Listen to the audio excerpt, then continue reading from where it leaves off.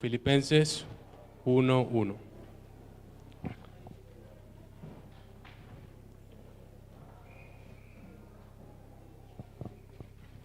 Confírmeme con un amén cuando lo tenga.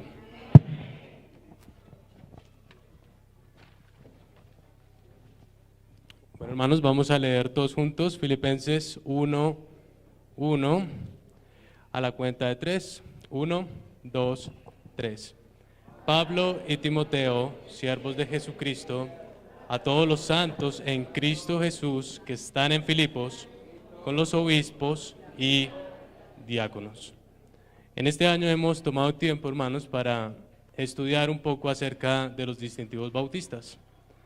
Debemos entender primeramente, hermanos, que los distintivos bautistas no salen de algún pensamiento humano, no salen de algún movimiento religioso, no salen de una denominación, sino salen directamente de la palabra de Dios. Cada iglesia local, como de cada uno de nosotros creyentes, en su palabra. Entonces, hemos estado estudiando acerca de los distintivos bautistas. Si me colaboran, por favor, con la imagen en el tablero. Y la B, ¿qué significa? Base y autoridad bíblica. Creemos que la palabra de Dios es todo lo que usted y yo necesitamos, hermano. ¿Nadie dice amén?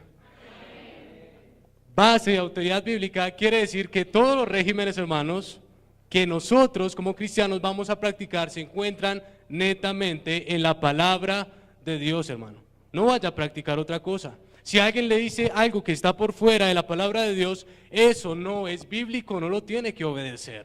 Tiene que obedecer solamente todo lo que esté en la palabra de Dios. Por eso, bautistas, la B es base y autoridad bíblica. También creemos en la autonomía de la iglesia local. ¿Qué queremos decir autonomía de la iglesia local? Que esta iglesia es independiente de cualquier otra iglesia. Hoy en día se mueve está de moda un movimiento de que existe una iglesia madre y por debajo tienen muchísimas iglesias. Eso bíblicamente hablando no es correcto. Cada iglesia es independiente, por eso creemos en la autonomía de la iglesia local. Pero también tenemos otra creencia basada en la palabra de Dios, que tenemos únicamente dos ordenanzas. ¿Cuáles son esas dos ordenanzas? El bautismo y la cena del Señor. Bautismo cuando la persona recibe a Cristo y profesa su creencia, su fe en las aguas bautismales. Y cena del Señor cuando hace partícipe de la comunión que como cristianos tenemos, recordando lo que hizo el Señor Jesucristo en la cruz de Calvario por cada uno de nosotros. Entonces creemos que hay dos ordenanzas: bautismo y cena del Señor. También creemos, según Hebreos capítulo 9, que cada creyente es sacerdote. Usted no necesita que un pastor lleve sus oraciones a Dios, no necesita que otra persona lleve sus oraciones a Dios, sino necesita usted comunicarse directamente con el Padre y Él le va a responder. Es usted el propio sacerdote de su vida, es usted el propio sacerdote de su familia. Cada persona es sacerdote. Ya no necesitamos un sacerdote, necesitamos al Señor Jesucristo, que Él es nuestro único y suficiente sacerdote, como enseña la palabra de Dios. Pero también tenemos otra creencia basada en la palabra de Dios, que es la iglesia cuyos miembros son salvos y bautizados. La membresía de la Iglesia Universal se forma de gente que es salva, gente que es salva. Y gente que profesa esta salvación, esta fe en Jesucristo a través del bautismo. Pero también creemos, hermanos, según el acrónimo que vamos formando ahí, en la separación entre la iglesia y el Estado. Cristo lo dijo: al César lo que es de César y a Dios lo que es de Dios. Entonces hay una distinción o una explicación de este acrónimo en la palabra de Dios, que nosotros no nos regimos por las leyes gubernamentales. Si el gobierno dice que tenemos que dejar de ganar almas y lo aplican como ley, ¿qué hace usted, hermano? ¿Deja de ganar almas? No, porque nosotros creemos que la iglesia y el Estado son totalmente aparte. Ahora, esto no es un permiso para que usted vaya y quebrante todas las leyes de Dios, porque el hermano Brian le dijo: no, usted tiene, según Romanos 13, que someterse a la palabra de Dios y también a las autoridades que Dios ha puesto a través del gobierno. Pero también creemos en la letra T que todo individuo tiene libertad de conciencia. Cada persona, según Romanos 14:12, dará cuenta a Dios de sí. ¿Qué quiere decir esto? de lo que hace. Si una persona recibe a Cristo, dará cuenta a Dios, va a ir al cielo, obtendrá la vida eterna. Si una persona rechaza a Cristo, también dará cuenta a Dios y tendrá que ir al infierno por causa de sus pecados. Es lo que la Biblia dice. Pero aquí nosotros no obligamos a nadie a que crea o a que rechace al Señor Jesucristo. Simplemente dejamos porque tenemos libertad de conciencia. Y estamos en la última letra, que es la A, que como bautistas solamente aceptamos 2 oficios dentro de la iglesia local. ¿Cuáles son estos 2 oficios? El pastor y diácono. No creemos en otro oficio. Ya no hay apóstoles, hermanos, ya no hay profetas, ya no hay, como dicen algunos, sacerdotes, no hay nada de eso, tenemos pastor y diácono. Y ahí lo podemos leer claramente en Filipenses capítulo 1, versículo 1, en la parte final, vemos que dice, con los obispos y diáconos, no hay más, simplemente aceptamos 2 oficios basados en la palabra de Dios. Está el pastor, tiene sus funciones, hemos visto sus funciones, hemos visto sus requisitos, pero también está el diácono que tiene unas funciones que vamos a mencionar ahorita y también tiene unos requisitos que la palabra de Dios especifica. Entonces vamos a orar y vamos a pedirle a Dios en este momento que Él nos pueda enseñar algo, ¿listo? Y que esto que aprendamos no solo sea una vana doctrina, sino que usted pueda aplicarlo a su vida. Hable allí con el Señor y dígale al Señor que le enseñe en esta mañana, que le ayude. Bueno, vamos a orar. Señor, te damos gracias en este tiempo por tu bondad. Gracias, Señor, por permitirnos estar en tu casa, Señor. Queremos pedirte, Señor, que todo lo que aprendamos en este momento lo podamos, Señor, aplicar a nuestras vidas. Enséñanos algo, Señor. Muévete aquí, Señor. Tu mano poderosa la necesitamos. Y queremos, Señor, en este momento que tú hagas maravillas en esta mañana. Que gente pueda ser salva, gente pueda ser bautizada, pero que tu iglesia también pueda ser edificada, Señor. Que todo sea para tu gloria y tu honra. Quita a cada siervo, Señor, en esta mañana de en medio y ponte a ti mismo, Señor, porque todo es para tu gloria. Bendice a cada uno de mis hermanos que están en esta mañana, Señor, y te pido esto en el nombre de Cristo. Amén y amén. Vamos a ir allí, hermanos, a Lucas capítulo 15 y vamos a ver un breve repaso con respecto a la función del pastor dentro de la iglesia. La palabra de Dios claramente dice que Él estableció pastores, evangelistas, maestros en la iglesia, todo esto para edificación del cuerpo de Cristo. En Lucas capítulo 15, versículo 8, nos habla acerca de la parábola que el Señor Jesucristo habló, dando a entender acerca del oficio de un pastor. Y dice allí, en Lucas capítulo 15, versículo 1, se acercaban a Jesús todos los publicanos y pecadores para oírle. Y los fariseos y los escribas murmuraban diciendo, este a los pecadores recibe y con ellos come. Entonces él le refirió esta parábola diciendo, ¿qué hombre de vosotros tiene 100 ovejas? Si pierde una de ellas, no deja las 99 en el desierto y va tras la que se perdió hasta encontrarla. Y cuando la encuentra, la pone sobre sus hombros, gozoso. Y al llegar a casa, reúne a sus amigos y vecinos diciéndoles, gozaos conmigo, porque he encontrado mi oveja que se había perdido. Os digo que así habrá más gozo en el cielo por un pecador que se arrepiente que por 99 justos que no necesitan arrepentimiento. Entonces podemos ver el corazón del Señor Jesucristo. Podemos ver lo que el Señor Jesucristo estableció en su palabra con respecto al oficio de un pastor. La Biblia compara a un pastor, al pastor como el pastor, pero a una oveja como el creyente. Y allí en Lucas capítulo 15, versículo 1, podemos ver 2 tipos de ovejas. Está la oveja que hace parte de los creyentes, la oveja, dice allí en el versículo 5, dice, y cuando la encuentra, la pone gozoso sobre sus hombros, gozoso, y al llegar a casa reúne a sus amigos y vecinos diciéndoles, gozaos conmigo porque he encontrado mi oveja que se había perdido. Lucas 19:10 dice que el Hijo del Hombre vino a buscar y a salvar lo que se había perdido. ¿Quién es Jesucristo? Cristo es el pastor de pastores. Cristo es la persona que dio ejemplo del pastor perfecto, y la Biblia dice que Él, queridos hermanos, vino a buscar a las ovejas que se habían perdido. ¿Quién es una oveja que se ha perdido? Aquellas personas que están sin Cristo. Aquellas personas que están en sus pecados. Aquellas personas que sus vidas no han sido transformadas.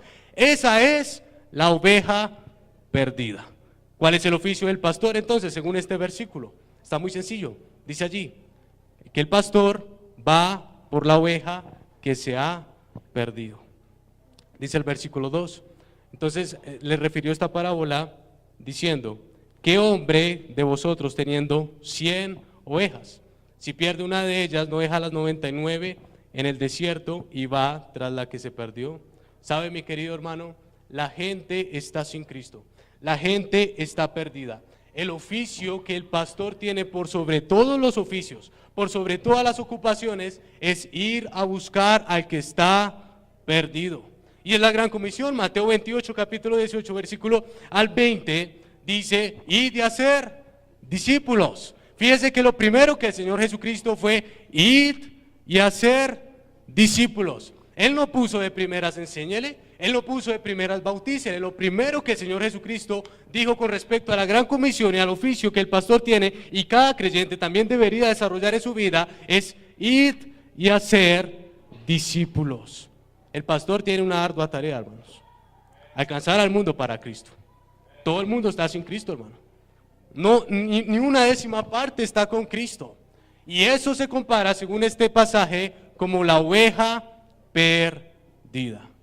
¿Quién somos usted y yo, los creyentes? Somos las ovejas que hemos sido encontradas. Versículo 6 dice: gozaos conmigo porque he encontrado a mi oveja que se había perdido. Aquellas personas que han recibido al Señor Jesucristo verdaderamente son las personas que han sido encontradas y alcanzadas, que han sido vueltas o traídas al redil del pastor, que es el Señor Jesucristo. Usted y yo, como creyentes, debemos entender, querido hermano, que somos ovejas que ya hemos sido encontradas. ¿Y cuál es el mandamiento para una oveja que ha sido encontrada? Sígueme, sígueme. El Señor Jesucristo en Lucas 5:27, hablando acerca de Leví, que es Mateo, Lucas 5:27, búsquelo allí. Mire lo que dice la palabra de Dios. Dice: después de estas cosas, salió y vino a un publicano llamado Leví, sentado al banco de los tributos públicos, y le dijo: sígueme. ¿Sabe por qué la anterior parábola decía que él había dejado las 99 ovejas en el desierto? Porque él sabía que esas 99 ovejas, ¿qué iban a hacer? Le iban a seguir. Y la pregunta acá sería: ¿usted como creyente verdaderamente está siguiendo a Cristo? ¿O es una rogadera para que usted siga a Cristo? ¿Tienen que insistirle para que usted venga a la iglesia? ¿Tienen que insistirle para que usted se congregue? ¿Tienen que insistirle para que haga tiempo, para que haga parte de la ganancia de almas? ¿Está usted siguiendo a Cristo o no está siguiendo a Cristo? Si usted está siguiendo a Cristo, es una evidencia de que usted verdaderamente está detrás de lo que Cristo, de lo que Cristo quiere. ¿Y qué es esto? Las ovejas perdidas. Entonces, es una evidencia del pastor, o una característica del pastor, la gran tarea que el pastor tiene de alcanzar a la oveja perdida. Qué bueno, hermano, que usted y yo pudiéramos tener también esta meta: alcanzar la oveja perdida.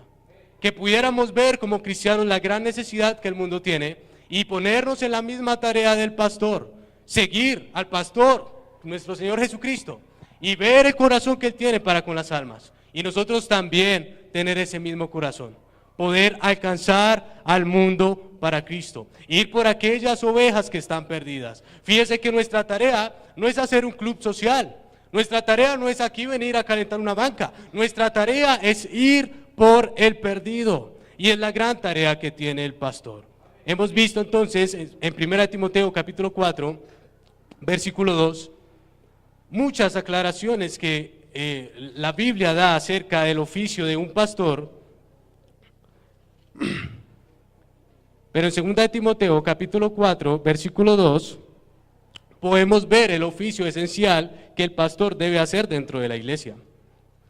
Y dice allí la Biblia: que prediques la palabra, que instes a tiempo, fuera de tiempo, redarguye, reprende, exhorta con toda paciencia y doctrina. Esa debe ser la tarea de un pastor dentro de la iglesia local. Debe predicar la palabra, debe instar a tiempo, fuera de tiempo, redarguir, reprender, exhortar con toda paciencia y doctrina. Y es lo que hemos visto por estos últimos domingos que hemos estado estudiando esta característica. Podemos ver los requisitos en 1 Timoteo capítulo 3 versículo 1. Palabra fiel, si alguno anhela obispado, buena obra desea, pero es necesario que el obispo sea irreprensible, marido de una sola mujer, sobrio, prudente, decoroso, hospedador, apto para enseñar, no dado al vino, no pendenciero, no codicioso de ganancias deshonestas, sino amable, apacible, no avaro, que gobierne bien su casa, que tenga a sus hijos en sujeción con toda honestidad. Pues el que no sabe gobernar su casa, ¿cómo cuidará de la iglesia de Dios? No un neófito, no sea que envaneciéndose caiga en la condenación del diablo. También es necesario que tenga buen testimonio de los de afuera, para que no caiga en descrédito y en lazo del diablo. Entonces hemos visto las características, requisitos acerca del pastor. Tenemos dos oficios, ¿cuáles son? Pastor y diácono. En esta clase vamos a abarcar lo que es con respecto al diácono. Y vamos a ver cuáles son sus requisitos. Hechos capítulo 6, se dice diácono, no diaconado, diácono. Hechos capítulo 6 es el oficio que la palabra de Dios nos presenta. Y dice allí, en Hechos capítulo 6, confírmeme con un amén cuando lo tenga. Y dice allí, en aquellos días, como creciera el número de los discípulos, hubo murmuración de los griegos contra los hebreos, de que las viudas de aquellos eran desatendidas en la distribución diaria.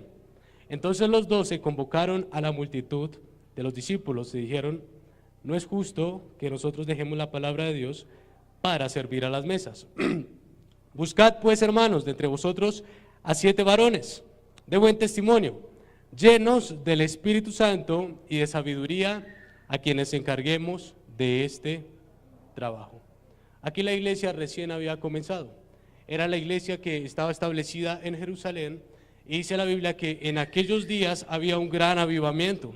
Si usted va en Hechos capítulo 2, 3,000 personas se bautizaron en el versículo 41. Más adelante se bautizaron más personas, siguieron creyendo, el número de los discípulos siguió aumentando. Hechos capítulo 5, versículo 14, dice allí, y los que creían en el Señor aumentaban más. Fíjese, gran número, así de hombres como de mujeres. Esta iglesia estaba en un gran avivamiento, hermanos. Y allí podemos ver que a medida que la iglesia va creciendo, la iglesia también comienza a tener necesidades. Entre más una iglesia crece, más necesidades va a tener, más siervos va a necesitar, más colaboración va a necesitar. Y usted y yo debemos ser parte de cuando una iglesia crece. No debemos quedarnos quietos, debemos hacer algo. Y allí en Hechos capítulo 6, versículo 1, dice la Biblia, en aquellos días, cuando la iglesia en Jerusalén estaba creciendo, aquellos días cuando muchas personas se estaban bautizando, se predicaba todos los días, hacían culto todos los días. Y dice allí, en aquellos días, como crecía el número de los discípulos. Discípulo, recuerde que se le da el título de discípulo a una persona que ha recibido a Cristo como su Señor y Salvador. Pero fíjese lo que comenzó a pasar allí en el versículo 1. Hubo murmuración. ¿Qué hubo? Murmuración. Querido hermano, siempre va a haber murmuración. Se haga la obra de Dios, va a haber murmuración. Se traigan las rutas llenas, va a haber murmuración. Se ganen almas todos los días, va a haber murmuración. Se bautice la gente todos los días, va a haber murmuración. Siempre va a haber murmuración. En estos días están en un gran avivamiento, pero fíjese la murmuración tan simple que hubo. Dice allí, hubo murmuración de los griegos. ¿Quiénes eran los griegos? Eran judíos creyentes que se apegaban a la cultura griega. Pero dice allí, hubo murmuración de los griegos contra los hebreos. ¿Quiénes eran los hebreos? Eran judíos también creyentes que habían recibido a Cristo, que habían sido parte de los discípulos, se habían incluido a la iglesia, y dice allí de los hebreos que estaban pegados a su cultura hebrea, eran más judaizantes. Entre ellos dos hacían dos grupos distintos y comenzaban a calumniarse los unos con los otros porque eran totalmente opuestos. Y dice allí, hubo murmuración de los griegos contra los hebreos, de que las viudas de aquellos eran desatendidas en la distribución diaria. ¿Qué estaba pasando entonces? La iglesia estaba creciendo y se armaron dos grupitos, unos que eran creyentes que estaban apegados a la cultura griega, pero otros, o a los gentiles, pero otros que también estaban apegados a su cultura judaizante. Ambos eran creyentes, pero estaban armando grupos distintos. Pero entonces hubo murmuración, dice la Biblia, de los griegos contra los hebreos, de que las viudas de ellos eran desatendidas en la distribución diaria. ¿Qué es la distribución diaria?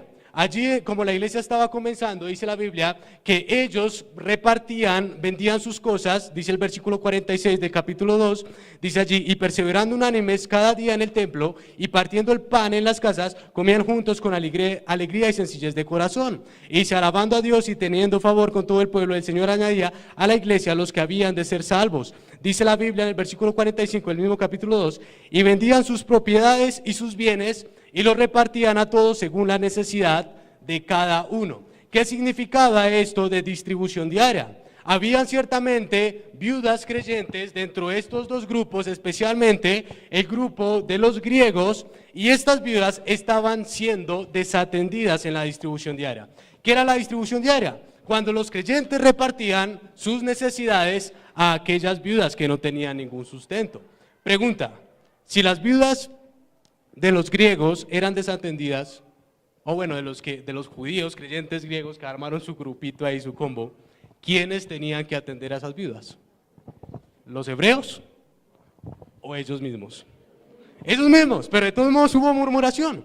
Y dice allí en el versículo 2, entonces los 12, ¿cuáles 12? Pues los apóstoles, convocaron a la multitud de los discípulos y dijeron, no es justo que nosotros dejemos la palabra de Dios, ¿para qué? Servir a las mesas. Querido hermano, no es justo que el pastor de la iglesia esté haciendo las responsabilidades que a usted y a mí nos corresponden.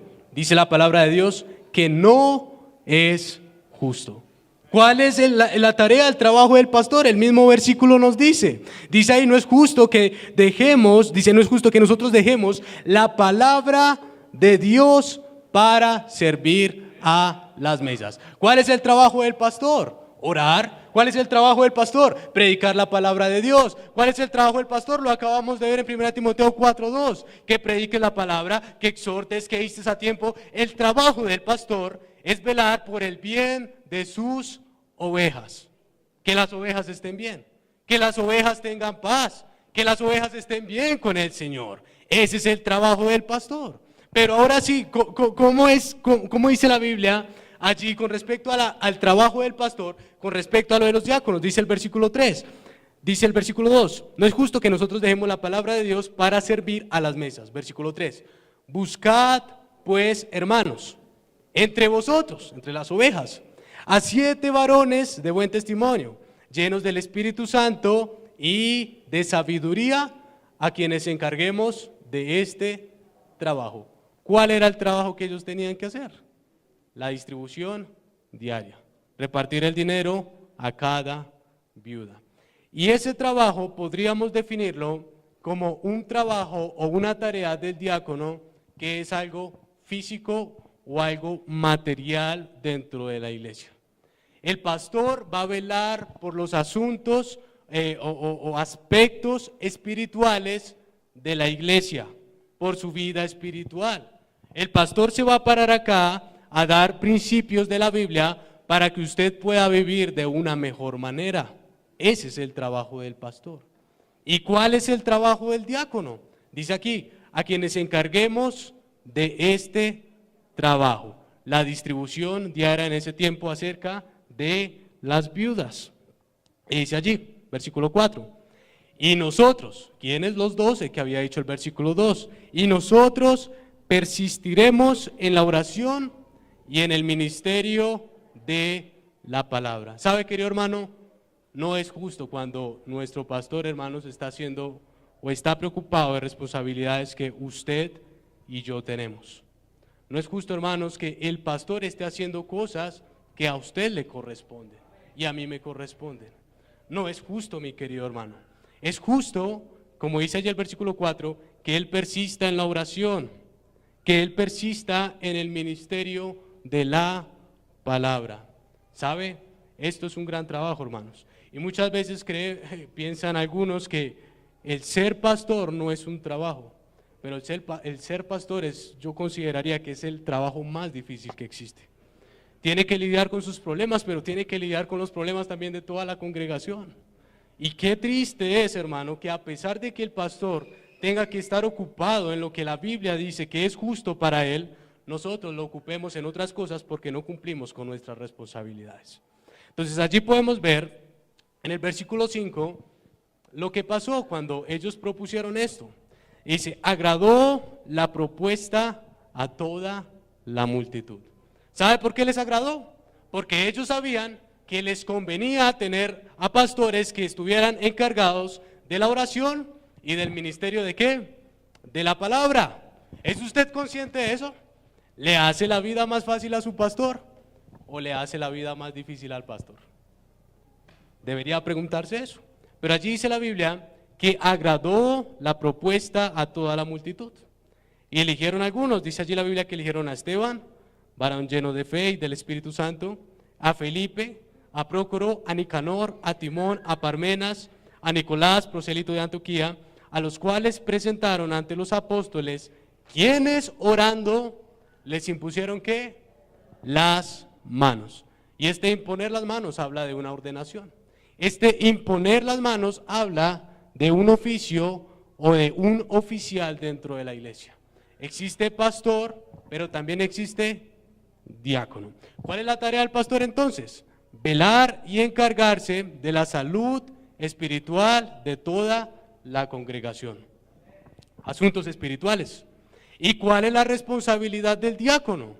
Velar y encargarse por los asuntos materiales o visibles de toda la congregación. Orar entonces, ¿a quién le corresponde? Enseñar la palabra de Dios, ¿a quién le corresponde? Darle un consejo a usted, ¿a quién le corresponde? Acomodar las bancas, ¿a quién le corresponde? Hacer oficio, ¿a quién le corresponde? Vamos a matar al hermano Willy. A nosotros, como servidores también, ahorita lo vamos a ver.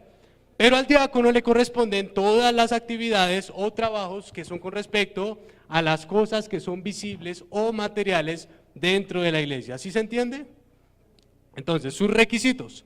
¿Cuáles son sus requisitos? Allí en Hechos capítulo 6 podemos ver cuáles son los requisitos. Versículo 3. Buscad pues, hermanos, de entre vosotros a 7 varones de buen testimonio. ¿De qué?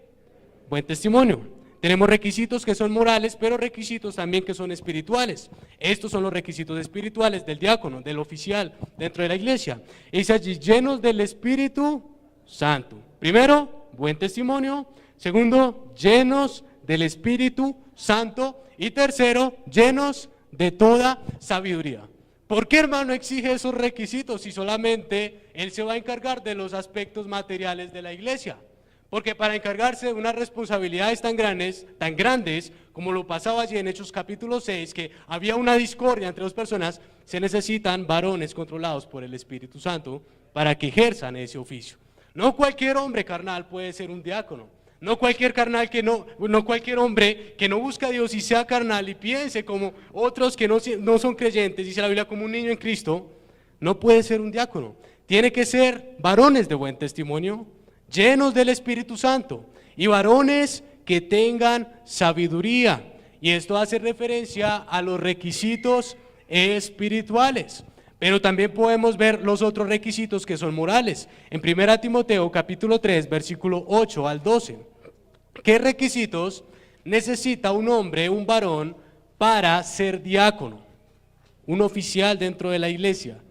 ¿Qué necesita? dice allí, 1 Timoteo capítulo 3, versículo 8. Confírmeme con un amén cuando lo tenga. Muy bien, dice allí el versículo 8. Los diáconos, asimismo, deben ser honestos, sin doblez, no dados a mucho vino, no codiciosos de ganancias deshonestas, que guarden el misterio de la fe con limpia conciencia. Estos también sean sometidos a prueba primero, y entonces ejerzan el diaconado si son irreprensibles. Las mujeres, ¿mujeres de quién? De los diáconos. Estamos hablando de los diáconos, las esposas de los diáconos. Otra palabra también traducido sería como las diaconisas, ¿sí? Pero dice allí el 11, las mujeres asimismo sean honestas, no calumniadoras, sino sobrias, fieles en todo. Los diáconos sean maridos de una sola mujer, y que gobiernen bien sus hijos y sus casas, porque los que ejercen bien el diaconado ganan para sí un grado honroso y mucha confianza en la fe que es en Cristo Jesús. Entonces tenemos requisitos que son espirituales, sí, buen testimonio, llenos del Espíritu Santo y también de toda sabiduría. Pero también tenemos requisitos para el diácono que son morales. Recuerde, no cualquier persona puede ser un diácono, un oficial dentro de la iglesia. Todos en un término sí podemos ser servidores, ahorita lo vamos a ver. Pero diácono oficial de la iglesia solamente aquellas personas que cumplan con los requisitos. El primer requisito lo encontramos en el versículo 8 y dice allí, ser honestos. Y esta palabra hace referencia a ser venerable. Un diácono debe ser una persona de respeto. No tiene que ser cualquier persona, tiene que ser una persona que sea venerable, que sea respetable. Una persona que, por así decirlo, tenga un buen ejemplo dentro de la iglesia. No cualquier persona puede ser un diácono, solamente aquellas personas que sean honestas, que su porte, su actitud, su carácter sea conforme al carácter de Cristo. Pero allí dice la Biblia, deben ser honestos, sin doblez. Y esta palabra doblez habla de una idea que nos da, que se puede utilizar y es como el doblez del pantalón. Por fuera se ve muy limpio, pero por dentro está sucio. El diácono tiene que ser sin doblez, por ambas caras tiene que mostrarse igual. Tiene que ser una persona que no cambia lo que dice, una persona que una vez dice algo, eso es lo que va a aplicar y lo que va a hacer. La persona entonces que es prospecto para diácono deberá ser una persona que es honesta, una persona que tenga, que sea sin doblez y una persona, dice allí el versículo 8, que no esté dado al mucho vino. Ahora algunas personas pensarán que el diácono por este requisito podrá tomar algo de vino, algo de cerveza, algo de licor. No es así, no se alegre tanto. La palabra de Dios da esta idea para aquellas personas que van a ser prospectos a diáconos, pero en la palabra de Dios dice no dados al mucho vino, refiriéndose a una posición, ¿sí? ¿Qué quiere decir no dados al mucho vino? No dados o no estar cerca del mucho vino. Lo lleva a tal extremo que podría traducirse como no da dentro de una cantina, no cerca donde están haciendo una fiesta, donde haya vino, donde haya cerveza. Esto quiere decir cuando la palabra de Dios nos dice no dado al mucho vino. Una persona entonces prospecta para diácono debe ser honesto, debe ser sin doblez, no dado al mucho vino o no cerca del vino, ninguna cantina, ninguna fiesta. Pero dice la Biblia allí, no codicioso de ganancias deshonestas. Me hace pensar en Judas. Dice la palabra de Dios que él era ladrón y él sustraía de la bolsa que ellos tenían. Fíjense, una persona que está dispuesta o que va a ser prospecto a diácono acá, hay dos personas que están prospectas para ser a diáconos. Estas personas no deben ser codiciosos de ganancias deshonestas. No debe codiciar y mucho menos tener alguna ganancia que sea deshonesta. Quiere decir eso. Pero sigue diciendo ahí el versículo 8, el versículo 9, que guarden el misterio de la fe con limpia conciencia. El diácono también debe ser una persona que ejerce su diaconado con limpia conciencia. ¿Qué quiere decir la limpia conciencia? Una persona que tenga un estilo de vida tal cual que su conciencia no le acuse de cosas que ha hecho. No hay una persona más fracasada en el ministerio que aquella persona a la cual su conciencia le acusa lo que ha hecho. Y no puede estar en paz, no puede estar tranquilo. Usted mismo se da cuenta en su servicio a Dios, que cuando su conciencia está cargada, no puede servir a Dios de una manera correcta. La palabra de Dios entonces dice que aquella persona prospecta diácono tiene que ser o guardar el misterio de la fe con una limpia conciencia. Pero la palabra de Dios también nos dice allí, sigamos leyendo, y estos también sean sometidos a prueba primero, y entonces ejerzan el diaconado si son irreprensibles. Entonces, el diácono tiene que tener en cuenta que debe cumplir sus requisitos, debe ser un hombre lleno del Espíritu Santo, lleno de sabiduría, un hombre de buen testimonio, debe ser honesto, sin doblez, no dado al mucho vino, no codicioso de ganancias deshonestas, que tenga una limpia conciencia, y ahí cuando tenga sus requisitos, la palabra de Dios dice que debe ser sometido a prueba primero. Y dice allí, entonces ejerzan el diaconado o el oficio de diaconado dentro de la iglesia local solamente si es hallado irreprensible. ¿Irreprensible en qué cosas? En su vida espiritual, en su carácter, en su servicio a Dios. La palabra irreprensible da la idea de una persona que no tiene de dónde agarrar o de dónde acusar. Si el prospecto de diaconado es irreprensible, puede ejercer el diaconado. Si el prospecto al diaconado no es irreprensible, no puede ejercer el diaconado. Versículo 11, hablando acerca de la esposa, dice allí, las mujeres asimismo sean honestas. ¿Las mujeres de quién? Esposas de los diaconados, de los diáconos. Dice aquí, las mujeres asimismo sean honestas, no calumniadoras, sino sobrias, fieles en todo.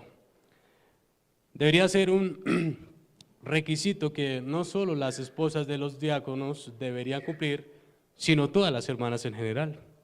Incluso estos requisitos y los del pastor deberían ser requisitos que como cristianos nosotros deberíamos cumplir.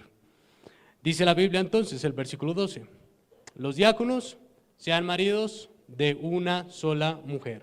Aquella persona que es recasada, aquella persona que es divorciada, aquella persona que está mal en este sentido de ser marido de una sola mujer, no puede ser diácono dentro de la iglesia local. Recuerde, es un oficial de la iglesia junto con el pastor y no puede ser diácono de la iglesia local si no cumple este requisito de ser marido de una sola mujer. Dice allí la Biblia, que gobierne bien sus hijos y a sus casas, otro requisito, y el versículo 13 ya nos da la conclusión de lo que es el servicio del diácono para con él. Porque los que enseñan bien el diaconado ganan para sí un grado honroso y mucha confianza en la fe que es en Cristo Jesús. Hay varios requisitos que el pastor tiene que el diácono no tiene. Se pueden definir según 1 Timoteo capítulo 3 versículo 1 al 7 y 1 Timoteo capítulo 3 versículo 8 al 13. Por ejemplo, requisitos que no debe tener el diácono. El deseo, dice allí en el versículo 1. Palabra fiel, si alguno anhela obispado, hablando del pastor, buena obra desea. El deseo no lo debe tener, no es necesario. También puede ser otro como hospedador. El pastor debe ser hospedador, el diácono no es necesario. Otro puede ser apto para enseñar. Otro puede ser no pendenciero. Otro puede ser paciente. Otro puede ser apacible. Otro puede ser con buen testimonio de los de afuera. Pero entonces estamos viendo acerca de los requisitos que debe tener ¿quién? El diácono. Debe tener algunos requisitos que la palabra de Dios menciona, al igual que el pastor tiene otros requisitos que son semejantes. Entonces, la palabra de Dios nos da responsabilidades acerca del diácono. Las responsabilidades que el diácono debe ejercer dentro de la iglesia local en la cual está sirviendo. En Hechos capítulo 6, versículo 1 al 6, nos da un ejemplo o una idea de más o menos qué es lo que tiene que hacer el diácono. Y como ya lo hemos visto, el diácono se encarga de las tareas que son materiales dentro de la iglesia. El pastor se encarga de las responsabilidades o tareas que son espirituales. Y la primera tarea que el diácono tiene, o la primera responsabilidad, es que debe ser un siervo. Debe ser un siervo. Recuerde que el pastor, Dios lo ha puesto en la iglesia como ejemplo. Segunda Timoteo capítulo 2, versículo 22, Pablo escribe a Timoteo y le dice, sé ejemplo. ¿Por qué? Porque él sabía que iban a estar muchos ojos mirándolo. Él sabía que iba a haber mucha gente que le iba a seguir. Por eso el pastor debe ser ejemplo en su vida espiritual, en su devoción con Dios, en su ganancia de almas. El pastor debe ser ejemplo y nosotros como creyentes debemos imitar su ejemplo. Pablo lo dijo, ser imitadores de mí, como yo de Cristo. La característica o lo que puede sobresalir de un ministerio no es la innovación, sino la imitación. Usted debería proponerse ser más como el pastor de los pastores, que es el Señor Jesucristo, pero también debería proponerse ser como el pastor, ver lo que Él hace. Y usted también imitar su fe, dice la palabra de Dios. Pero el diácono, también Dios lo ha puesto como un oficial de la iglesia con requisitos que son indispensables para ejercer esta labor, para que la iglesia también lo vea como ejemplo. El diácono debe ser ejemplo, por eso tiene una gran lista de requisitos que la palabra de Dios muestra. Lo primero que tiene que hacer el diácono es que debe ser un siervo ¿de qué? De la iglesia. Y usted y yo, querido hermano, como creyentes, también deberíamos imitar el ejemplo de nuestro hermano Willy. Deberíamos imitar su servicio, deberíamos imitar su humildad, deberíamos imitar su paciencia, deberíamos imitar su honestidad, su ejemplo, su hogar, si algún día llegase a tener un hogar usted, ¿sí? O ya que lo tiene, debería imitar el hogar del hermano Willy. Usted ve el ejemplo intachable que este hombre tiene y debería usted imitar todas las características que el hermano Willy también tiene. Diáconos, por eso la palabra de Dios dice que debe tener algunos requisitos y que debe ser antes que nada un siervo ¿de qué? De la iglesia. Mire, la posición de un hombre no se mide, o bueno, lo grande de un hombre no se mide en una posición. Lo grande de un hombre se mide en qué tanto está dispuesto a servir. El Hijo del Hombre no vino a ser servido, Él vino a servir. Cualquier persona que quiera ser grande en el reino de Dios, ese será llamado vuestro siervo. La primera responsabilidad del diácono, ¿cuál es? Ser un siervo de la iglesia. Cualquier necesidad que haya dentro de la iglesia, está el diácono para suplir esa necesidad. Cualquier necesidad que haya o que tengamos como iglesia física, material, allí está el diácono. Y nosotros deberíamos imitar ese grande ejemplo. Entonces podemos ver lo que es la responsabilidad de un diácono en Hechos capítulo 6. Dice allí, de servir a las mesas. Estos hombres sin duda tenían que aguantarse quizás el carácter mal geniado, dice el versículo 1, de aquellos judíos que estaban murmurando. Quizás este hombre tenía que aguantarse el carácter mal geniado de ellos, pero también tenía que aguantarse chismes acerca de él, cosas que decían cuando no repartían bien, cosas que hacían cuando de pronto erraban en su administración. Tenía que aguantarse todo esto. Pero ellos tenían la tarea, tienen el llamado de parte de Dios para servir ¿a qué? A las mesas. Entonces, el diácono, antes que nada, debe ser un siervo ¿de qué? De la iglesia. Y lo podemos ver, por ejemplo, en 1 Timoteo capítulo 3.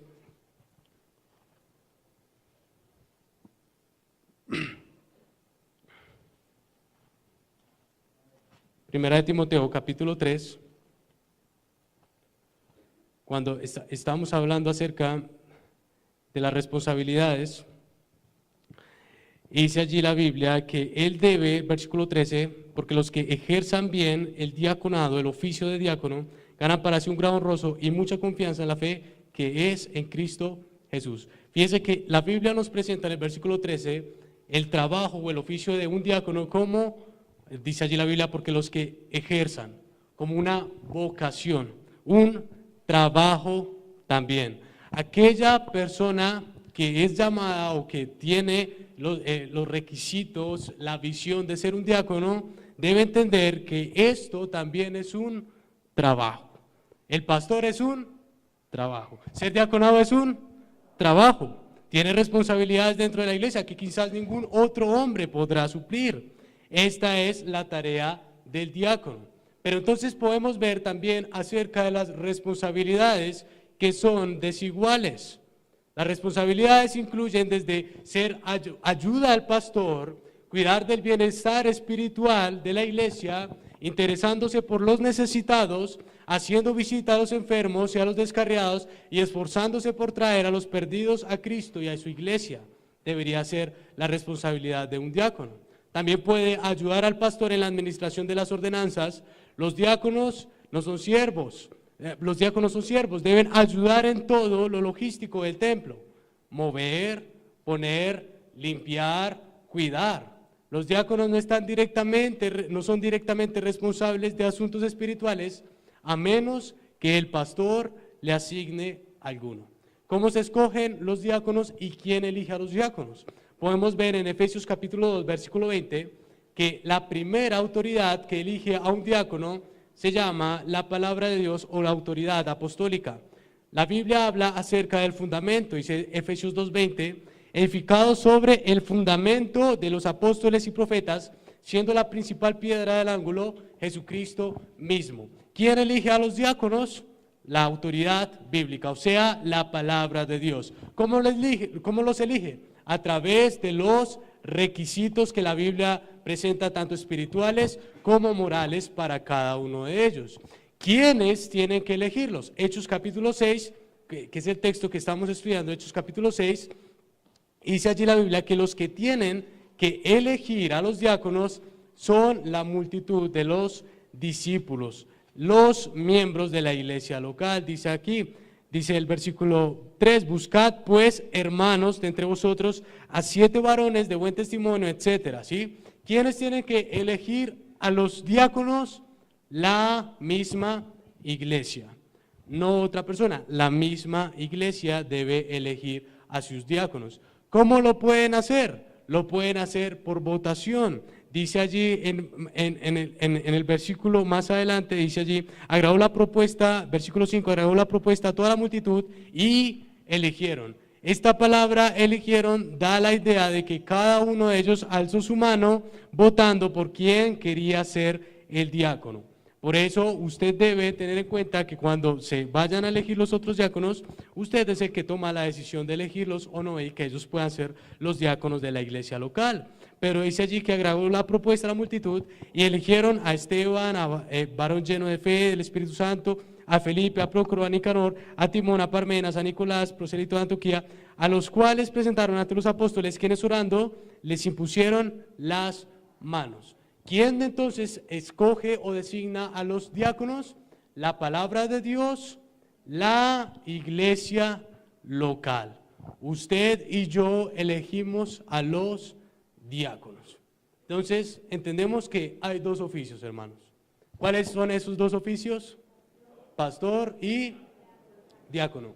¿Cada uno tiene requisitos? Claro que sí. ¿Cada uno tiene oficios y responsabilidades? Claro que sí. ¿Cada uno de ellos son ejemplo para nosotros? Claro que sí, deberíamos imitarlos. ¿Y cuál es la conclusión de todo esto?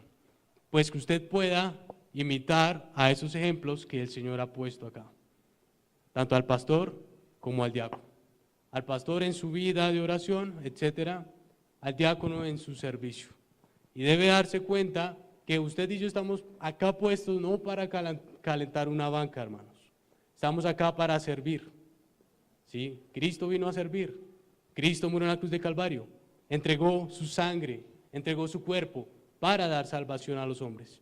Fíjese que él se enfocaba en las almas perdidas. Y el enfoque de esta iglesia son las almas que están perdidas. Nuestro servicio, nuestra oración, nuestra predicación, nuestra exhortación debe ir en pos de que uno más pueda ser salvo. Querido hermano, usted que está acá esta mañana, debería dirigir su servicio, debería dirigir su predicación, debería dirigir su oración a que una persona más pueda ser salva. Y Dios puso pastor y diácono dentro de la iglesia local para que más personas puedan ser salvas. ¿Está usted siendo partícipe del servicio de Dios? ¿Está usted siendo partícipe de tiempo de oración, tiempo de buscar a Dios para que más personas puedan llegar a los pies de Cristo? ¿O no lo está haciendo? Si lo está haciendo, debería en este momento decirle, Señor, permíteme hacerlo, seguir haciéndolo. Y si no lo está haciendo, debería decirle, Señor, permíteme hacerlo. Si quiere, póngase en pie, incline su rostro y cierre sus ojos. Vamos a orar. Señor, te damos gracias en esta mañana por tu palabra. Gracias, Señor, por estos preceptos que tú nos dejas en tu palabra, Señor, acerca de los oficios que tú has puesto en la iglesia, como lo son el pastor y el diácono. Te pido, Señor, que cada uno de nosotros podamos cumplir también estas características, estos requisitos. Que podamos ser siervos, Señor, que podamos, Señor, servir a tu iglesia para que más personas puedan llegar a los pies de Cristo. Permite, Señor, que aquellas personas que quizás no están haciendo nada, que están quietos, puedan, Señor, hacer algo para ti, servir, Señor. Ayúdanos en este día grande que tenemos, donde esperamos muchas personas, Señor, salvas. Permite que cada uno de mis hermanos se puedan activar, puedan participar, Señor, y seguir el ejemplo del diácono de nuestra iglesia. Gracias te damos por el hermano Willy también, Señor, por nuestro pastor Helber Calderón. Prepara, Señor, y capacita a los diáconos prospectos, Señor, y que tú puedas ser glorificado en todo lo que nosotros hacemos. Te encomendamos esta parte del culto en tus manos y lo que viene a continuación. En el nombre de Cristo, amén y amén.